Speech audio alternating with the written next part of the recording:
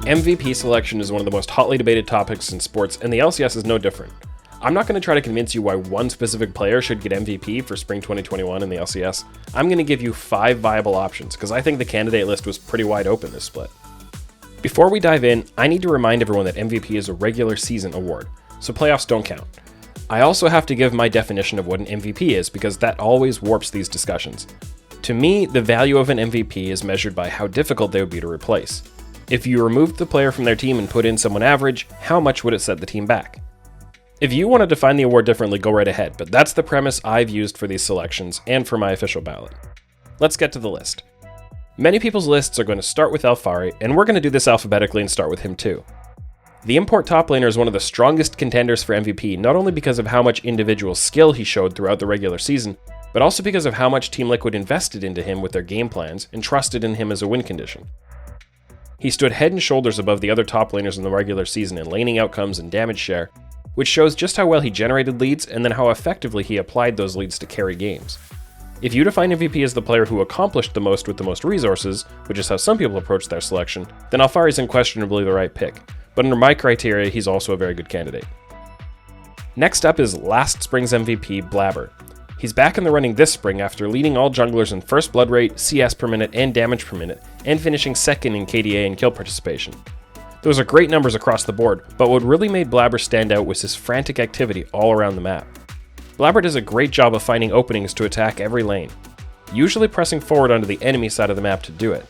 His attention to the top lane was vital for Fudge in particular, especially early in the split. Blaber has continued to mature into a well-rounded superstar, and even if he doesn't win this MVP, he probably has more coming in the future. CoreJJ won MVP in summer 2020, and since he wasn't as visibly dominant this split as he was last summer, he's a bit of a dark horse MVP candidate, but his value to his team has continued to be immense. He's the team's primary playmaker. Even with a champion pool full of primary engagers, CoreJJ still put together the highest KDA among LCS supports. He didn't wait until the teamfighting began to have an impact either.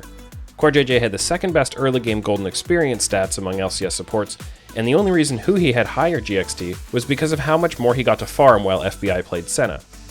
Maybe the most influential part of CoreJJ's play was the amount of time he spent roaming to the top and mid lanes to help out Elfari and Jensen and make sure they could push their lanes and play aggressively without too much gank risk. You probably won't see CoreJJ win the award since Elfari has dominated the headlines much more for Team Liquid, but he deserves to be one of the leading candidates. My fourth player to highlight is FBI. I personally think he deserved to be the first team All-Pro bot laner over Sven because of how consistently he carried 100 Thieves in all phases of the game. FBI and Huhi are still one of the most feared 2v2 lanes in the league, but while Huhi took a small step backwards compared to his summer 2020 performance, FBI continued to be rock solid, generating leads and contributing reliably to teamfights. He led all LCS bot laners in GXT10 and damage share to a similar extent as Elfari did for top laners. If it wasn't for FBI's stabilizing, reliable influence, 100 Thieves might not have even qualified for the spring playoffs. Finally, we have Impact. Impact doesn't have the same comprehensively impressive statistical profile as the other players we've just looked at, but there's one number that is overwhelmingly in his favor. Impact led all top laners with 71.7% kill participation. That was the 13th highest KP at any position, which is really incredible for a top laner. Impact has been the best weak side top in North America for years, but he's really extended himself into greater value in 2021 by adding more strong side play into his repertoire and making the game revolve around him. Impact deserves a huge amount of credit for being that kind of focal point without the same quality of help from his jungler and support that someone like Elfari or Fudge usually receives. Don't be surprised to see him show up on some ballots. There are other players who could be considered, but in my opinion, Elfari, Blaber, CoreJJ, FBI, and Impact are the biggest candidates for MVP. You'll wonder why there aren't any TSM or Dignitas players, and it's because those teams succeeded more through team play and evenly distributed contributions in my opinion. That being said, Power of Evil might appear on a few ballots even if he's not on my personal list. However you define MVP and whatever attributes you weigh the most, any of these 5 players would be a worthy selection for the award.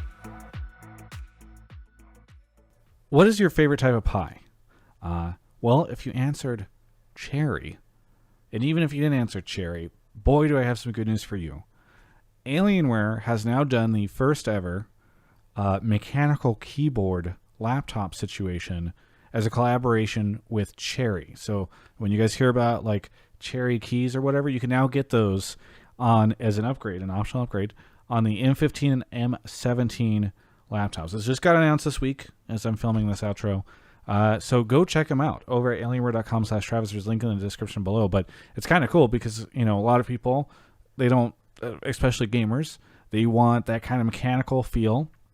And now you can actually get that in a laptop, which normally you can't. So it's really cool that Alienware has been able to do this with Cherry. You can go find out more information about it on the Alienware site. And I had thought about getting some cherry pie and eating it in this outro. And then I just I didn't get around to it. And sometimes I worry about my lack of commitment to really making these outros as great as I envision them to be.